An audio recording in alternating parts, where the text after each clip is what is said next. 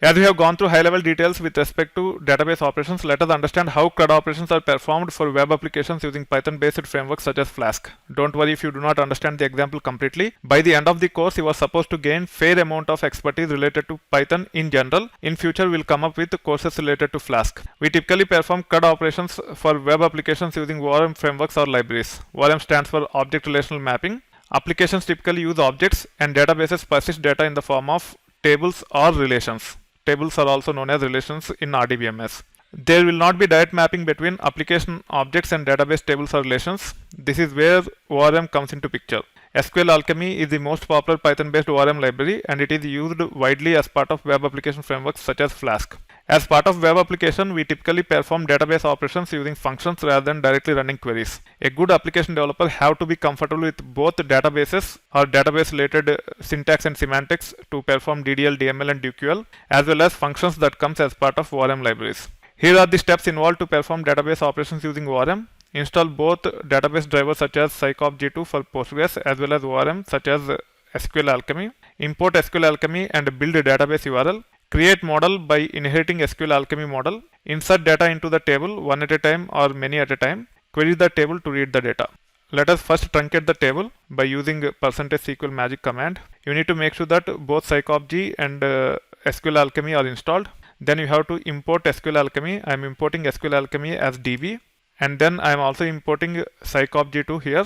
And also from SQL Alchemy.ext.declarative, I am importing something called as declarative_base, and I am creating an object called as base by invoking declarative_base that will be used while creating the model for our table. This is the table definition here, and this is how the model look like for this table. For each and every column, I have created class level attributes here. The class is user, inheriting base.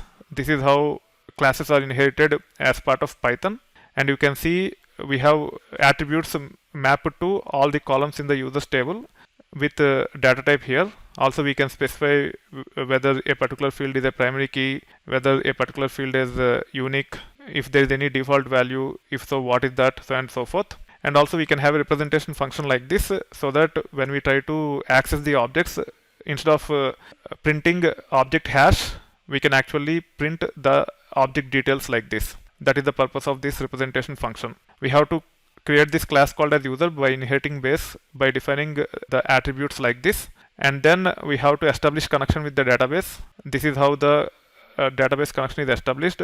This is similar to what we are using earlier with respect to env to use %SQL magic command. In Jupyter, when we use that %SQL magic command, internally it uses SQL Alchemy only. That's why the string exactly matches what we have seen earlier. So this one, and the string that is passed to db.createEngine, db is of type SQL Alchemy, is same as what we have seen earlier.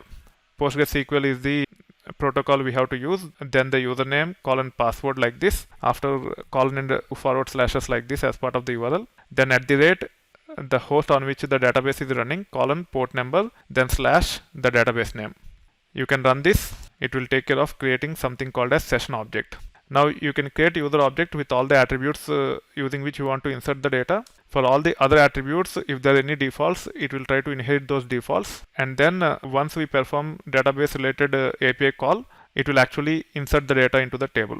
We can print the user object here. As of now, the data is not loaded into the table or inserted into the table. When you say session.add of user and then session.commit, it will take care of adding the user into the table by translating this add into insert statement, and the insert statement will be executed inside the database. That is how the record will be inserted. You can validate by running this query. You can see the details with respect to the object user which is returned with this API call, which is nothing but select star from the table limit 1, which will return only one record. You can also validate by saying %SQL select star from users, and you can see the results here. You can also add multiple records in one shot. In this case, users is list with 4 tuples which contain first name, last name, email ID and create date. Let me create this list here. And then I'm creating something called as user objects using Python map function, which will iterate through the elements and convert each and every element which is of type tuple into object of type user. You can see here I'm using user constructor here and passing all the values related to this by mapping to the column names, and for each and every tuple a new object will be created which is of type user. Now I can say dot add all like this and pass the list of objects and then commit, and then I should be able to run this query to see the results.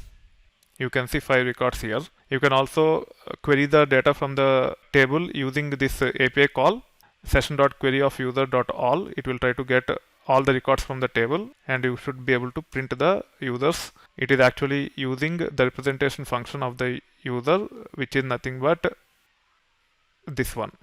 Using this, it is actually printing all the details related to the user from the users table.